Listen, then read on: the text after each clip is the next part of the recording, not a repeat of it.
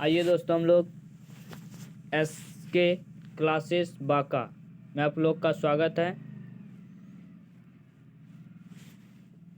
Bihar civil code का practice set प्रारंभ करते हैं हम लोग।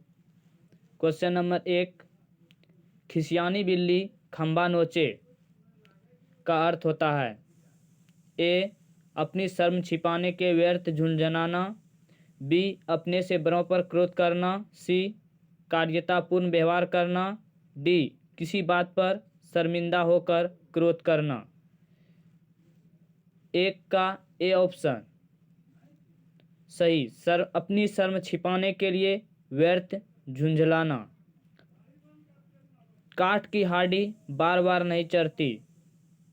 काठ की हांडी बार बार नहीं चढ़ती। ए, लकड़ी का बर्तन अग्नि से जल सकता है। बी, दुर्भाग्य की मार बार बार नहीं होती।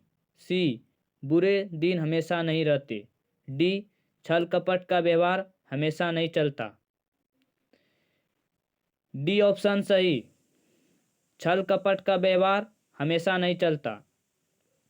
3 से 4 निम्नलिखित के विलोम शब्द चुनिए। क्रिस का विलोम शब्द बताइए। क्रिस का विलोम विपट, हष्टपुष्ट, केश, भव। क्रिस का हष्टपुष्ट विलोम शब्द होता है।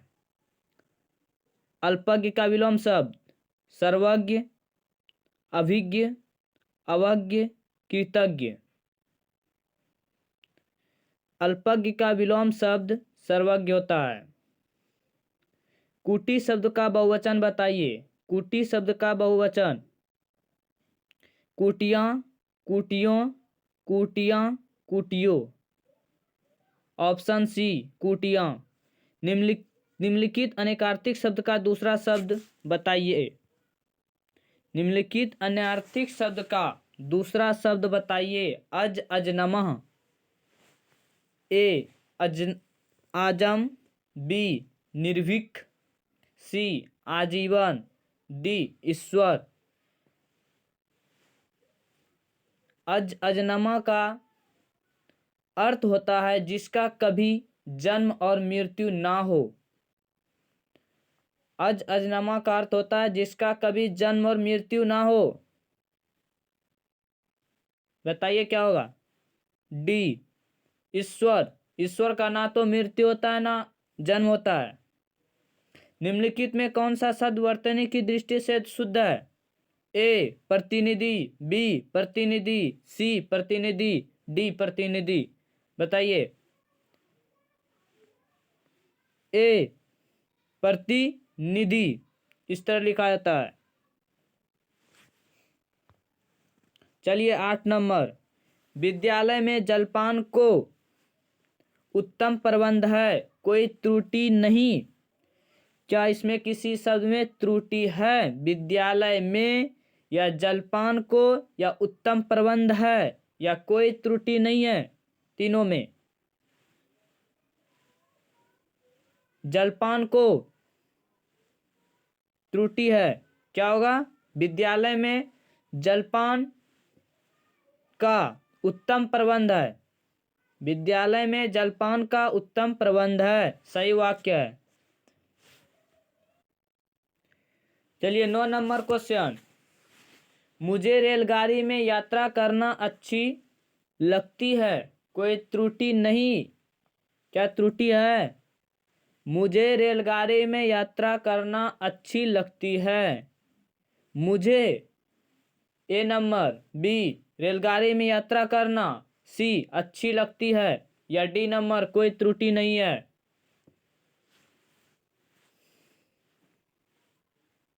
ऑप्शन सी, अच्छी लगती है ना होके बल्कि मुझे क्या होगा, मुझे रेलगाड़ी में यात्रा करना अच्छा लगता है, सही वाक्य।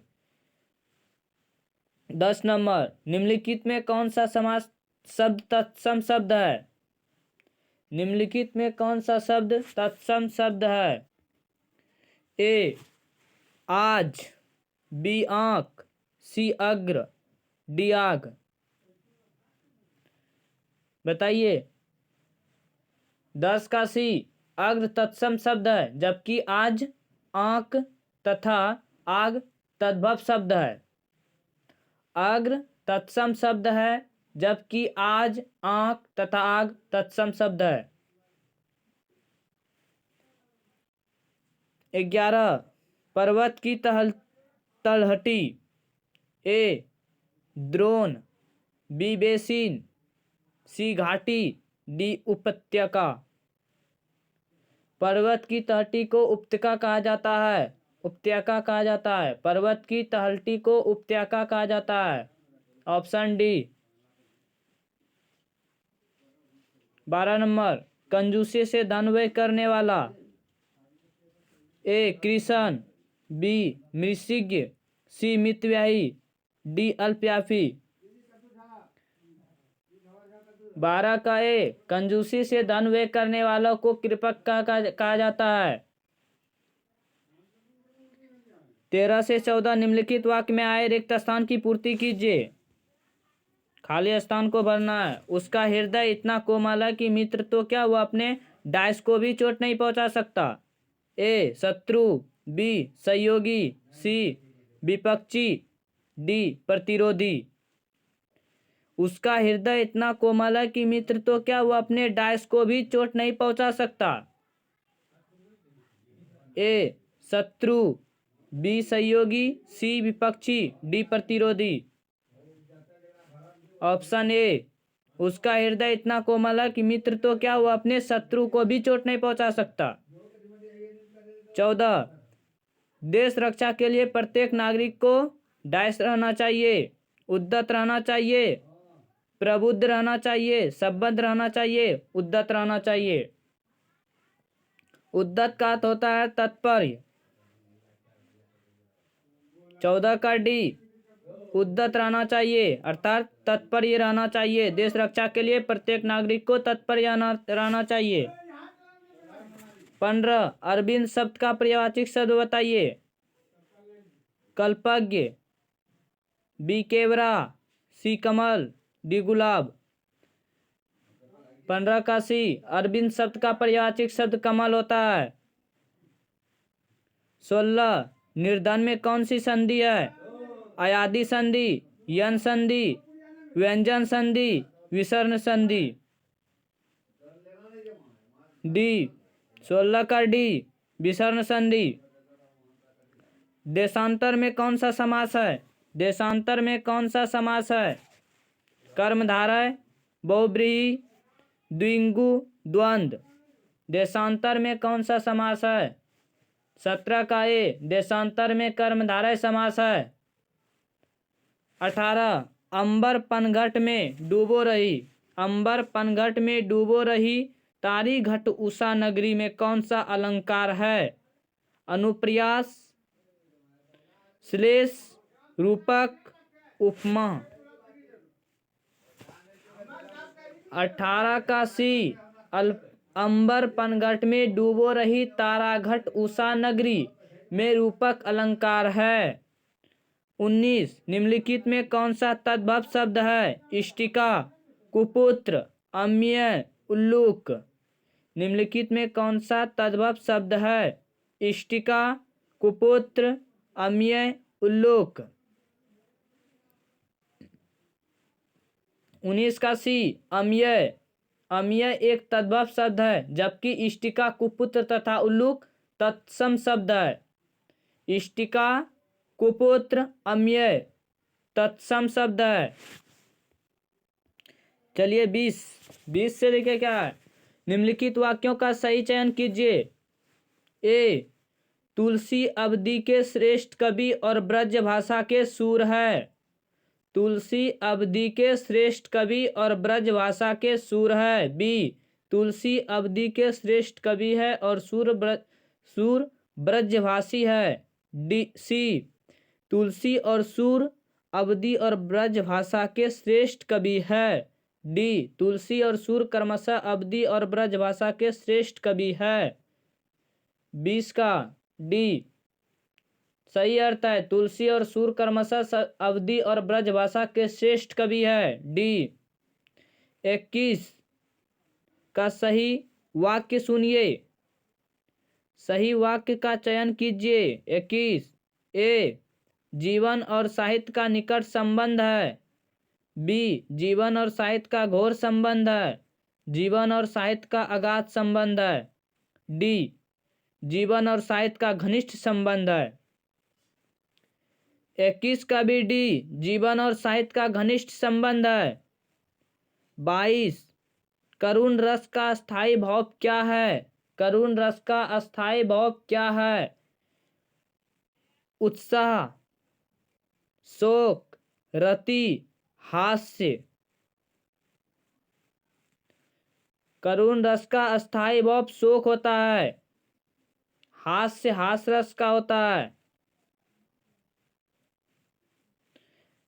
23 मैं खाना खा चुका था, इस वाक्य में कौन सा भूतकालिक वेद है, आसन भूतकाल, संगिंद भूतकाल, सामान्य भूतकाल, पूर्ण भूतकाल।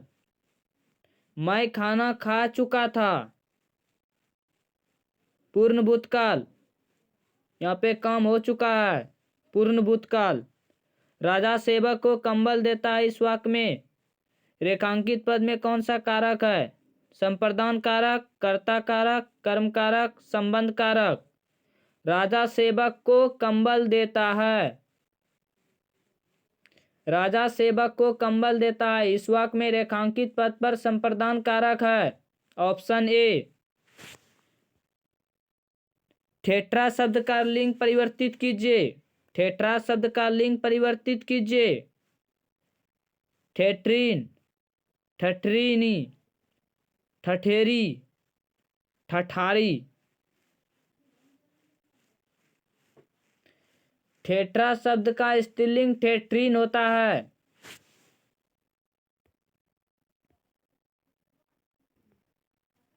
हम लोग को ये गद्यांश पढ़ के और उत्तर देना, दिए गए गद्यांश को पढ़कर निम्नलिखित प्रश्न का उत्तर विकल्प छांटिए। आदमी आर्य घुमक्कर ही थे, यहाँ से वहाँ वे घूमते ही रहते थे, घूमते भटकते ही वे भारत पहुँचे थे। यदि घुमकरी का बना उन्होंने यह धारण किया होता, यदि वे एक स्थान पर ही रहते तो आज भारत में उनके वंशज ना होते। भगवान बुद्ध घुमक्कर थे, भगवान बुद्ध घुमक्कर थे, भगवान महावीर घुमक्कर थे।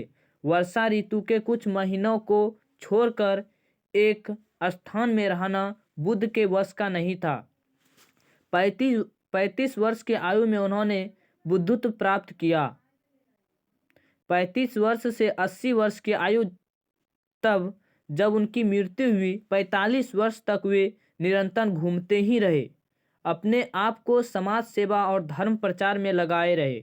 अपने शिष्यों से उन्होंने कहा था, चरत भिक्षवे चारिक हे भिक्षुओं घुमकरी करो। यद्यपि बुद्ध कभी भारत के बाहर नहीं गए, किंतु उनके शिष्यों ने उनके वचनों को सिर आंखों पर लिया और पूर्व में जापान, उत्तर में मंगोलिया, पश्चिम में मकदूनिया और दक्षिण में बाली द्वीप तक धावा मारा। श्रवण महावीर ने स्वच्छंद विचरण के लिए अपने वस्त्रों तक को त्याग दिया। दिशाओं को उन्होंने अपने अंबर बना लिया। वैशाली में जन्म लिया, पावा में शरीर त्याग किया। जीवन प्रयत्न घूमते रहे, मानव के कल्याण के लिए, मानवों के राह प्रदर्शन के लिए। शंकराचार्य 12 वर्ष की अवस्था में संन्यास लेकर कभी केरल, कभी मिथिला, कभी कश्मीर और कभी बद्रिकाश्रम में घूमते रहे। कन्याकुमारी से लेकर हिमालय तक समस्त भारत में अपने कर्म क्षेत्र समझा।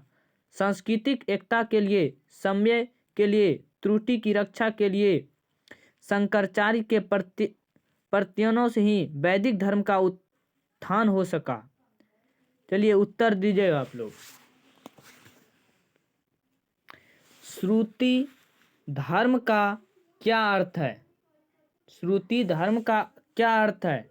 मुस्लिम धर्म, बौद्धिक धर्म, जैन धर्म, वैदिक धर्म। उपयुक्त गद्यांश के आधार पर श्रुति धर्म का अर्थ वैदिक धर्म है। 27 नंबर। महात्मा बुद्ध ने जब बुद्धत्व प्राप्त किया तब उनकी अवस्था कितनी थी? 45 वर्ष, 35 वर्ष, 12 वर्ष, 80 वर्ष। बी नंबर, 35 वर्ष की अवस्था में उन्होंने अपना बुद्धत्व प्राप्त किया था। स्वच्छंद में कौन सी संधि है? स्वच्छंद में कौन सी संधि है? स्वच्छंद में व्यंजन संधि है। छ के पहले यदि कोई स्वर ना हो तो छ के स्थान पर छ हो जाता है, जैसे स्वजोर छंद, स्वच्छंद। व्यंजन संधि किसी वर्ण के पहले वर्ण क, च, ट, प का मेल किसी वर्ण के तीसरे अवस्था चौथे वर्ण में य, र, ल, वह या किसी स्वर से हो जाए तो क का और प का ब हो जाता है, जैसे दिग्गज, दिख जोर गज। 29 नंबर, महावीर स्वामी का जन्म कहाँ हुआ था? महावीर स्वामी का जन्म कहाँ हुआ था? कुशीनगर, वैशाली, पापापुरी, पारसौली। महावीर स्वामी का जन्म कहाँ हुआ था? वैशाली में। Option number B. घुमक्कर शब्द में कौन सा प्रत्यय है? घुमक्कर शब्द में कौन सा प्रत्यय है? ए अर, रह, अक्कर, कर। 30 का सी, घुमक्कर शब्द अक्कर प्रत्यय है। प्रत्यय के शब्दांश होते हैं जो किसी शब्द के पीछे लगकर उसके अर्थ में परिवर्तित कर देते हैं। 31, आंख की किरकिरी होने का अर्थ है। आंख की किरकिरी होने का अर्थ है कष्टदायक होना, धोखा देना, अप्रिय लगना, बहुत प्रिय होना। 31 का सी, आंख की किरकिरी होना का अर्थ है अप्रिय लगना। 32, शून्य का समास रूप होता है शूना, सन, शून, शून्य। दिए गए विकल्पों में शून्य का तत्सम शब्द शून्य होगा। संस्कृत भाषा के वे शब्द जो हिंदी भाषा में ज्यों के त्यों प्रयुक्त होते हैं। 33, समास का विलोम क्या है? समास का विलोम क्या होगा? समास्या, समासी, सामसिक, व्यास, सासिक। समास का विलोम व्यास होगा, जबकि समस्या का विलोम समाधान, साहसिका, डरपोक होगा। 4 गज मलमल में कौन सा विशेषण है? 4 गज मलमल में कौन सा विशेषण है? परिमाणबोधक, गुणवाचक, संज्ञावाचक, सार्वनामिक वाचक। परिणामवादक। ढ का उच्चारण होता है सी, नासिक से।